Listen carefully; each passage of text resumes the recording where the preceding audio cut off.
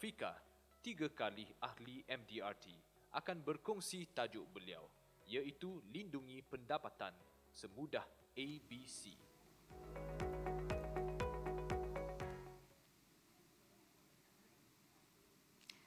Mengapa anda beli insurans?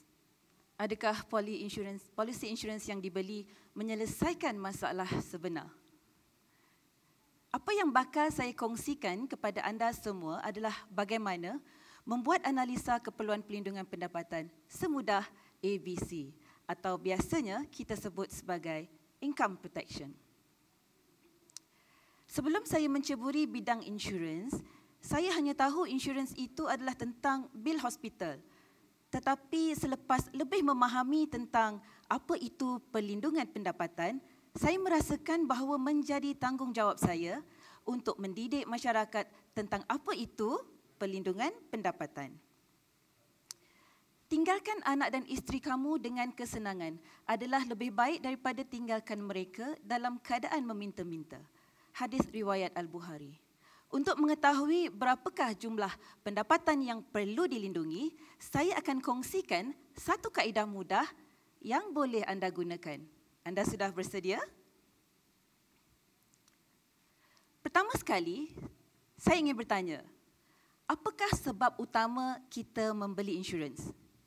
Adakah sebab terpaksa atau dipaksa? Dan adakah kita betul-betul memahami apa yang kita beli? Dan adakah manfaat yang kita ambil akan menyelesaikan masalah yang bakal kita hadapi? Di sini saya akan tunjukkan cara mudah untuk mengira berapakah keperluan pendapatan yang perlu dilindungi. Secara amnya, ada 4 sebab mengapa kita membeli insurans. Yang pertama adalah untuk menyelesaikan masalah hutang ataupun debt. Yang kedua, kita membeli insurans untuk menyelesaikan masalah waris. Yang ketiga, kita membeli insurans untuk menyelesaikan masalah bil perubatan. Dan yang keempat adalah untuk tujuan simpanan ataupun savings, sama ada untuk persaraan, retirement atau pendidikan, education. Ini adalah 4 sebab utama mengapa kita membeli insurans. Dari 4 sebab ini dan kesemuanya ini, inilah yang kita panggil income protection ataupun pelindungan pendapatan. Mengapa? Kerana kita perlu tahu dan semua orang tahu ada 3 perkara yang kita tidak boleh lindungi dalam hidup ini. Iaitu yang pertama, kita tidak boleh melindungi kematian. Kita tidak boleh lindungi kemalangan, accident. Dan ketiga, kita tidak boleh melindungi daripada penyakit. Ketiga-tiga perkara ini boleh datang pada bila-bila masa dalam hidup kita. Tetapi ada satu perkara yang kita boleh lindungi iaitu income ataupun sumber pendapatan. Hanya sumber pendapatan yang boleh kita lindungi.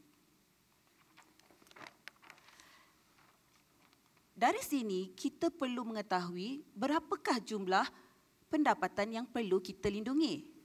Saya beri satu contoh. Sebagai contoh, seorang suami ataupun seorang ketua keluarga bekerja keras setiap hari untuk membawa sejumlah pendapatan kepada keluarga. Kita ambil contoh, suami ini membawa setiap bulan sebanyak RM10,000 kepada keluarga beliau. RM10,000 ini beliau gunakan untuk menyelesaikan beberapa perkara penting, iaitu contohnya untuk membayar komitmen kereta, rumah, bil dan utilities, persekolahan anak-anak, mungkin juga kredit kad ataupun sebahagian dari kita mempunyai pinjaman. Suami ini setiap bulan membawa pendapatan sebanyak 10,000 kepada keluarga untuk menyelesaikan perkara-perkara tersebut. Tetapi, keadaan ini adalah ketika si suami dalam keadaan yang sihat. Bagaimana pula sekiranya perkara ini berlaku? Apabila kematian ataupun penyakit datang secara tiba-tiba. Apakah yang berlaku kepada sumber pendapatan tadi? Pastinya akan terhenti. Apabila sumber pendapatan terhenti, apakah yang berlaku kepada RM10,000 tadi? Pastinya juga terhenti.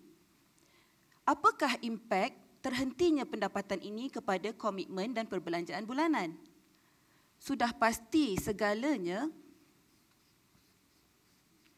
juga terhenti. Persoalannya, sekiranya si suami mempunyai seorang isteri dan anak, bagaimanakah isteri dan anak-anak bakal meneruskan kehidupan mereka apabila hilangnya sumber pendapatan tersebut? Dan siapakah yang akan menyambung untuk meneruskan kehidupan dan mendapatkan juga jumlah yang sama? Sudah tentu si isteri. Kita ambil contoh isteri dan anak yang paling bungsu berumur 2 tahun. Persoalan yang ingin kita jawab di sini adalah berapakah yang perlu dilindungi supaya isteri dan anak-anak boleh meneruskan kehidupan mereka?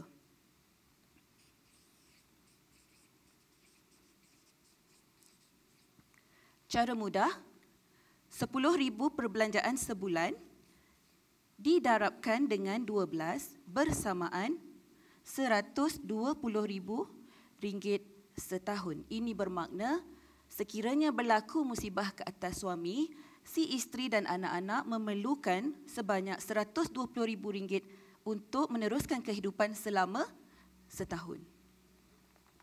Tetapi bagi saya ada persoalan yang lebih penting untuk dijawab, iaitu berapa lama?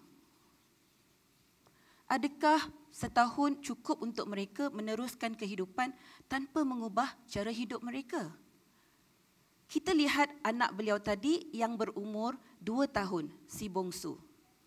Jadi persoalannya begini, berapa lamakah si isteri perlu menanggung keluarga mereka sehinggalah anak yang bongsu itu boleh meneruskan kehidupan sendiri? Sebagai contoh, umur anak 2 tahun sehingga umur 22 tahun sebagai contoh. Maka ada 20 tahun untuk isteri menyambung kehidupan mereka. Maka dengan itu, RM120,000 setahun didarabkan dengan 20 bersamaan dengan RM2.4 juta. Maka inilah sebenarnya jumlah pendapatan yang perlu dilindungi oleh si suami tadi. Dan perlu diingat ya, 2.4 juta ini tidak termasuk inflasi yang mana akan menyebabkan jumlah ini semakin mengecil. Dan juga tidak termasuk kos-kos pendidikan anak-anak kerana itu adalah antara kos yang paling besar yang diperlukan dalam hidup kita.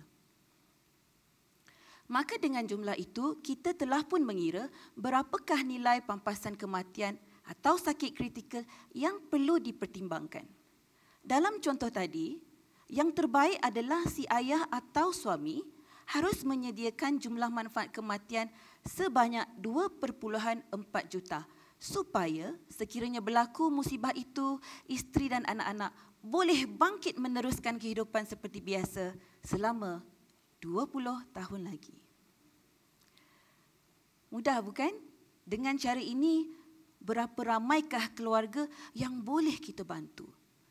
Berapa ramai balu dan anak kecil yang bakal kita selamatkan? Teruskan berkongsi teruskan mendidik dan lakukan hari ini. Terima kasih.